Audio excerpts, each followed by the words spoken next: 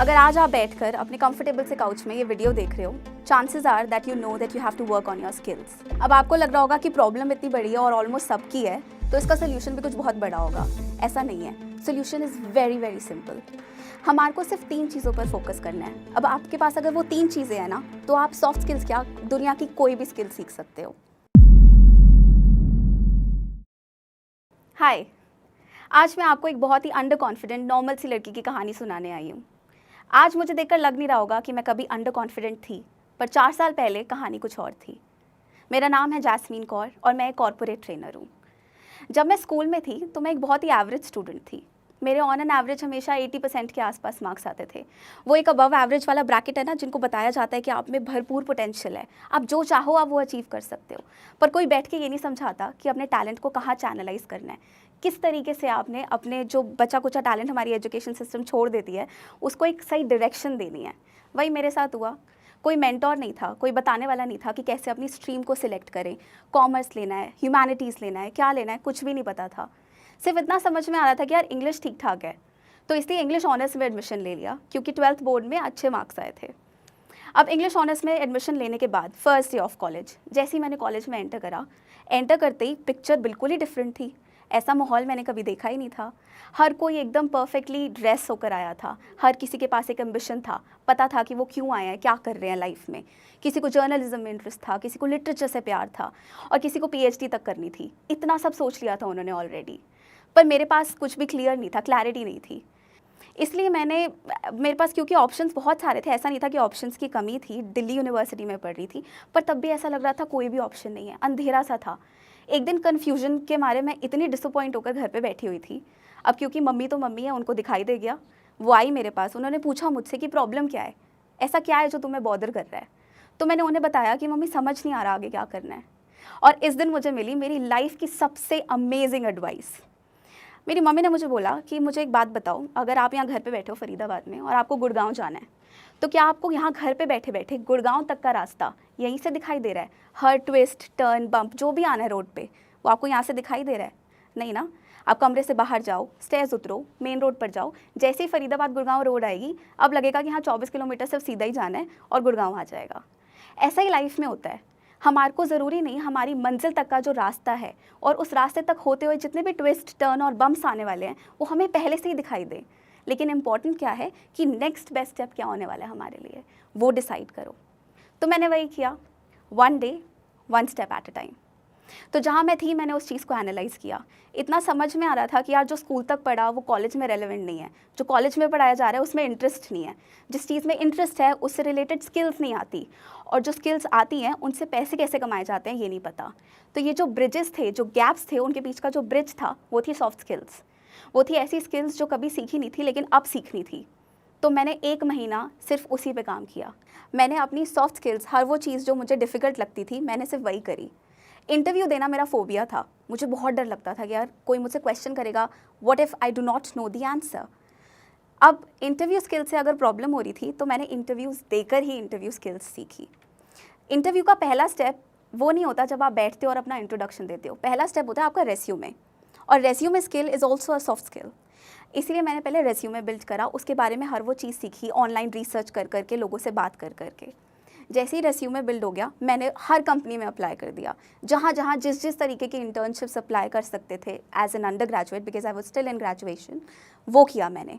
और मुझे बहुत सारे कॉल्स आने लगे। अब ज़रूरी नहीं है कि आप जितने भी कॉल्स आ रहे हैं उनको परस्यू करो आगे, but you can hold a conversation.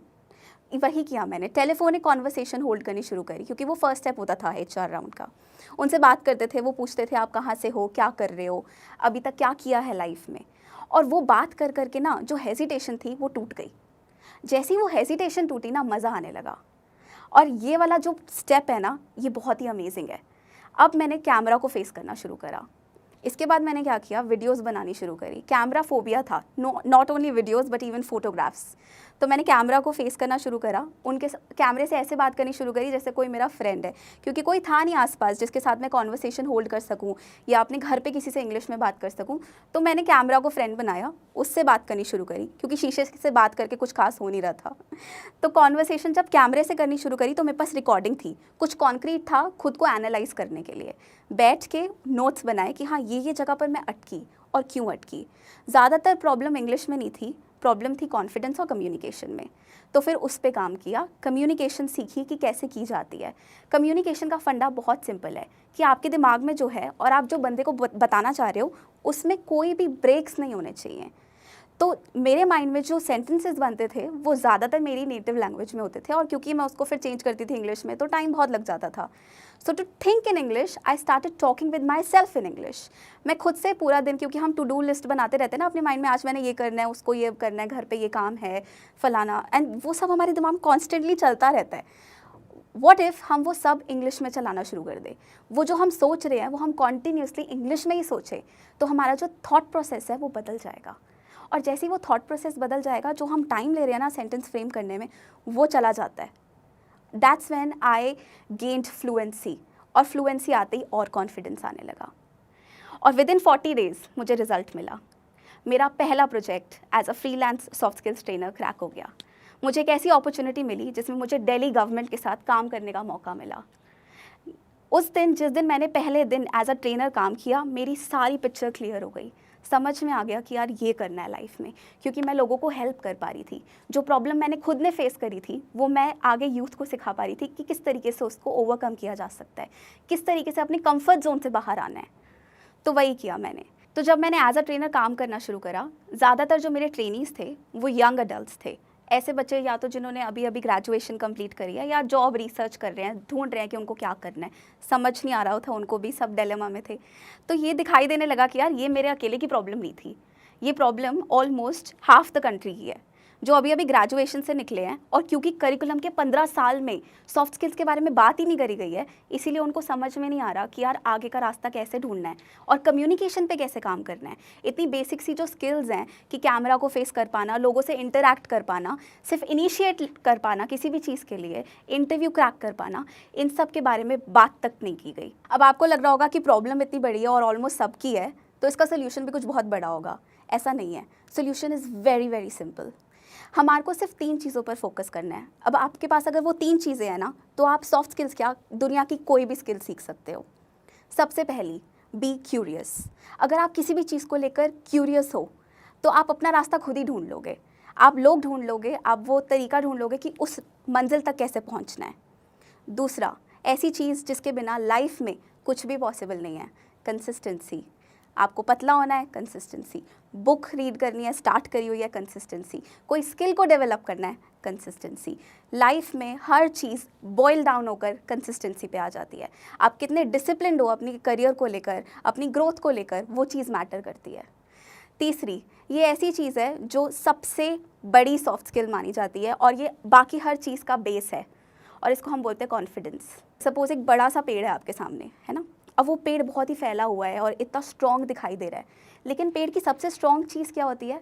Strongest part of a tree is roots, right. लेकिन जड़ें हमें दिखाई नहीं देती, जड़ें कहीं बहुत डीप डाउन है ग्राउंड में। तो यही लाइफ में है। अब हमारे को जो दिखाई दे रहा है ना वो कॉन्फिडेंस है, ग्राउंड से ऊपर, दैट इज़ कॉन्फिडेंस। लेकिन जो उसकी जो रूट्स है ना, that is on the inside, आपके अंदर है। वो है आपके सेल्फ बिलीफ में। आप खुद में कितना बिलीव करते हो, और अगर आप खुद में बिलीव नहीं करते ना तो कोई भी आप में बिलीव नहीं करेगा। इतना सिंपल है। 3 चीज़ें, क्यूरियोसिटी, कंसिस्टेंसी एंड कॉन्फिडेंस। अगर आज आप बैठकर अपने कंफर्टेबल से काउच में ये वीडियो देख रहे हो, chances are that you know that you have to work on your skills. आपको पता है कि आपको क्या करना है, और वो है कि आपको अपनी स्किल्स पे काम करना है, खुद को बेहतर करना है, किसी भी तरीके से पर करना है। मैंने ये तो बता दिया कि आपको क्यूरियोसिटी होनी चाहिए, आप कंसिस्टेंसी बिल्ड करो और कॉन्फिडेंट बनो, पर वो होएगा कैसे? उसके लिए ना वो फर्स्ट स्टेप लेना बहुत ज़रूरी है। जो फर्स्ट स्टेप आपको आपके कंफर्ट जोन से बाहर फेंकेगा ना, वहाँ से प्रोग्रेस स्टार्ट होगी। हमारी प्रोग्रेस कभी भी हमारे कंफर्ट जोन में नहीं होती। तो हर वो चीज़ जो आपको अनकंफर्टेबल लग रही है ना, वही करो लाइफ में। सिर्फ वही चीज़ें करनी है जो हमारे को एंग्जाइटी दे रही है, स्ट्रेस दे रही है, जिसको देख के लग रहा है कि ये हम नहीं कर सकते, वही करनी है। But take baby steps. बहुत छोटे छोटे चीज़ें हैं, बहुत छोटे छोटे चेंजेस लाने हैं। अगर आपको किसी से कॉन्वर्सेशन करने में प्रॉब्लम हो रही है, सपोज़ आप किसी से फेस टू फेस मिलते हो लेकिन आप उससे बात नहीं कर पा रहे हो, तो हम पहले टेलीफोन पे बात करेंगे। हम उन्हें कॉल कर सकते हैं, हम ऐसी जगह पर कॉल करके बात कर सकते हैं जहाँ से हमारा जो हेजिटेशन है ना वो चला जाए। कॉल सेंटर्स है, आप सबके पास फ़ोन है, कभी ना कभी हेल्प की ज़रूरत पड़ती होगी, टेक्नीशियंस की ज़रूरत पड़ती होगी, तो हमारे पास हेल्प करने के लिए, उनको कॉल करने के लिए ऑप्शन है। ऑप्शन में हिंदी मत चूज़ करो, अगर हिंदी आपका कंफर्ट जोन है तो आप इंग्लिश चूज़ करो और उनसे बात करो। होटल में बुक करना है आपको, कहीं आप ट्रैवल कर रहे हो, टिकट्स बुक करनी है, फ़्लाइट बुक करनी है, होटल बुक करना है, जो भी करना है। अब सब कंफर्ट जोन में रहकर कर रहे थे, अभी तक कर सब रहे थे, पर अब हिंदी में नहीं करना, अब इंग्लिश में करना है। That's how you can start and focus on progress. आपको प्रोसेस में ध्यान देना है कि हाँ, मैं धीरे धीरे बिल्ड कर रही हूँ, बट कुछ बिल्ड हो रहा है। एक दिन में नहीं होगा, Rome was not build in a day, क्योंकि ये प्रोग्रेस है और ये प्रोसेस है। It will take time, but believe you me, if I can do it, anyone can.